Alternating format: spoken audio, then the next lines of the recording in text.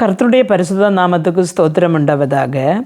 சிசரியா என்ற பட்டணத்தில் இத்தாலியா என்ற பட்டாள குரூப்பில் ஒரு தேவ மனுஷன் கொர்நெலியு என்று பெயருள்ள ஒரு தேவனுடைய பக்தன் இருந்தான்.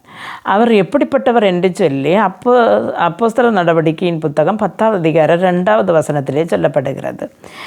அவர் தேவபக்தி உள்ளவனும் தன் வீட்டார் அனைவரோடும் தேவனுக்கு பயந்தவனுமாயிருந்து ஜனங்களுக்கு மிகுந்த தான தர்மங்களை செய்து எப்பொழுதும் தேவனை நோக்கி ஜெபம் பண்ணி கொண்டிருந்தான் என்று காண்கிறோம்.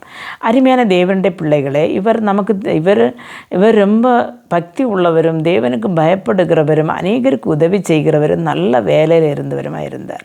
அப்படிப்பட்ட அந்த மனுஷனுடைய தான தர்மங்கள் பரலோகத்தில் எட்டின பொழுது அவர் என்ன செய்தான்னு சொன்னால், ஒரு கர்த்தர் அங்கே இருந்த ஒரு தூதனை சொப்பனத்தில் அனுப்புகிறார். அனுப்பி இவரை கொர்நெலியை கொடுத்து சொல்கிறார், உன்னுடைய தான தர்மங்கள் எல்லாம் பரலோகத்தில் ஜெபங்களும் எல்லாம் பரலோகத்தில் எத்தினது, ஆனால் கர்த்தர் உன்னை ஆசீர்வதிக்க விரும்புகிறார். அதற்கு முன்பாக நீ என்ன செய்யணும், பேதுருவை அழைத்து அவருடைய பிரசங்கத்தை நீ கேட்கணும் அப்படின்னு. இதை கேட்டது அவர் மறுநாள் தன்னுடைய வேலைக்காரர்களை பேதுருவுடைய வீட்டுக்கு அனுப்பி அவரை அழைத்து கொண்டு வந்து தன்னுடைய வீட்டாரோடும் தன்னுடைய பக்கத்தில் உள்ளவர்கள் எல்லா உறவினர்களோடும் எல்லாரோடும் சேர்ந்து பிரசங்கத்தை கேட்டார்.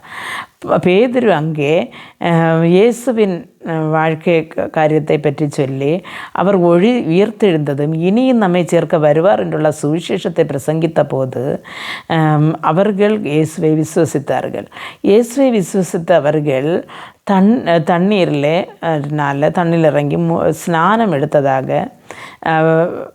ஞான ஸ்நானம் எடுத்ததாக அதில் கூறப்படுகிறது. அருமையான தேவனுடைய பிள்ளைகளே, நாம் ஒன்றறியணும், நம்முடைய தான தர்மங்களும் நீதி பிரவர்த்திகளும் இல்லைன்னா நம்ம ஜெபிக்கிறதும் மட்டும் நமக்கு பரலோகத்துக்கு போகிறதற்கு ஒரு வழி அல்ல. தேவனுடைய கட்டளைகளை நாம் கைக்கொள்ள வேண்டும். நமக்கு தெரியும், யோவானால் ஸ்நானம் எடுக்கும்படியாக இயேசு யோர்தானில் இறங்கின பொழுது ஆவியானவர் புறாவின் வடிவிலே வந்து இவர் என் நேசகுமாரன், இவருக்கு செவி கொடுங்கள் என்று சொன்னதாக வேதத்தில் எழுதியிருக்கிறது. அருமையான தேவனுடைய பிள்ளைகளை, கர்த்தர் காட்டின வழியே நாமும் வாழ்ந்து பரலோகத்தில் போக நமக்கு கிருபையாக, பரலோகத்தில் போகிறதற்கு ஸ்நானம் எவ்வளவு முக்கியம் என்று இந்த வேதத்திலிருந்து நமக்கு அறியப்படுகிறது.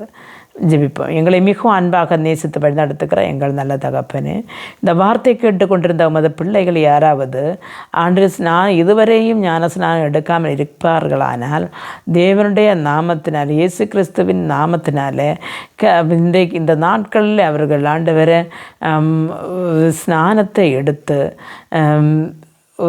பரலோகத்தில் போகிறதற்கு ஒவ்வொருவருக்கும் நீர் வழி நடத்த வேண்டும், ஒவ்வொருவருக்கும் கிருபையறல வேண்டும் என ஜெபிக்கிறேன். ஆவியானவருடைய கிருபையும் சமாதானம் இவர்களோடு இன்றும் என்று சதா காலங்களிலும் ஆமென்றும் ஆமேன் என்று உம்முடைய வருகை வரை தங்கியிருப்பதாக. ஆமேன்.